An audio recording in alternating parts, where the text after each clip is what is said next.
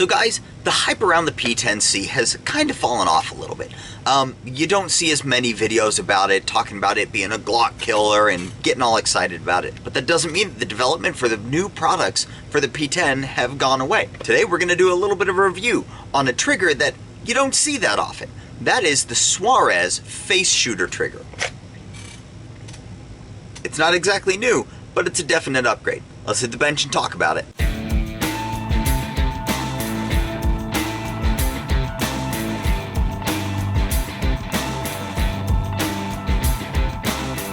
Okay guys, so let's take a look at the Face Shooter trigger up close here. So the Face Shooter trigger is a flat-faced trigger. It's made out of all aluminum, and it does have the original little middle dingus here to keep the trigger from getting inadvertently pulled. You do have to depress it to pull the trigger. The only bad part about the dingus is, if you see here, it does not sit flush.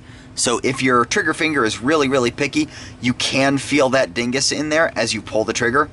It doesn't cause any issue. I've never noticed anything, but you can feel it in there. As far as trigger movement itself, once the dingus is pressed, the trigger will take up all the pre-travel and go to just shy of perfectly vertical. This is a significant improvement over their Glock trigger, which the Glock trigger actually broke slightly past vertical, which was a big problem for me.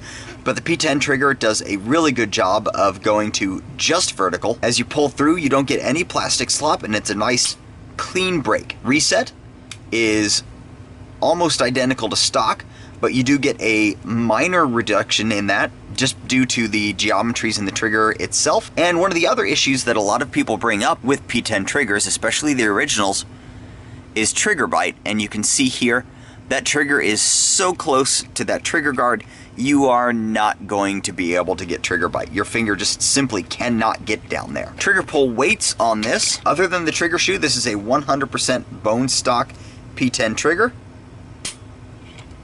And we're looking at about a 5-pound pull, which for a striker fire gun is more than acceptable. The finish on it has held up really well. You can see both sides of it. This trigger's probably got 1,500 rounds or so through it, and it looks just as fine as the day I put it in here. This is the second Suarez trigger that I've had in this gun.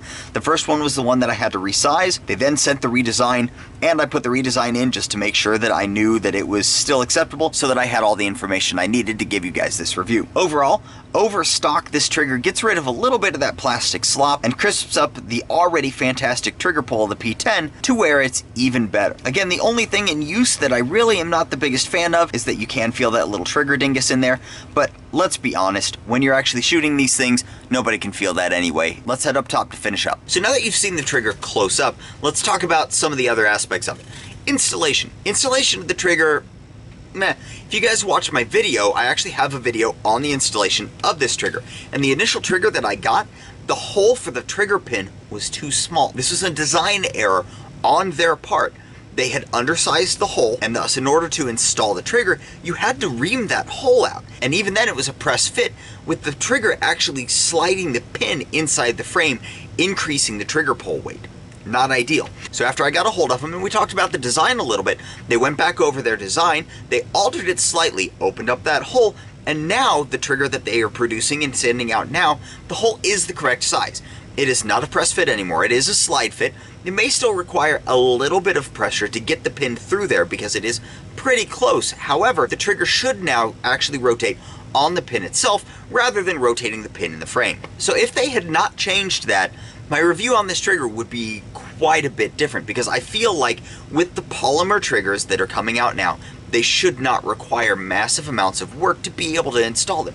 It should be able to be done on your own workbench at home. You should not need special machinery or tooling, you just need a little bit of knowledge. But with that change, I can go ahead and fully support this trigger. This trigger has been 100% reliable for me. I've not had any issues with it. It has gone bang every time. It didn't reduce striker force. I can't get the thing to go off without pulling the trigger, and I have dropped it and hit it with hammers and all that stuff, and I can't get it to release the striker without actually pulling the trigger. So I really like this trigger. Now, this trigger is just the trigger shoe, does not include any of the other components, but the P10 is made pretty hefty, and the internal components in there are actually pretty slick, so you're not going to gain a whole lot by them introducing all of these new parts in. And the more new parts they introduce, the more difficult it is to get a 100% factory safe trigger. With this just being the shoe, all they have to do is make sure that the safety dingus does its job, and most of the geometries are the same, and you're not going to have an issue. And for the price of $30, this thing is kind of a steal. It gives you a flat face for your finger to rest up against, a vertical trigger break, and it gets rid of any plastic slop that you would have had with the original trigger. So that's it, guys. That's the review of the Suarez Face Shooter trigger on the CZ P10C. Remember, guys, if you found the video useful, go ahead and like and subscribe down below. If you like what we do here on the channel and you want to help out a little bit, go ahead and head over and visit our Patreon page. That's patreon.com/WorkTheTrigger. Remember, guys, I appreciate every one of you, and until next time, do your research, get informed, and get to work.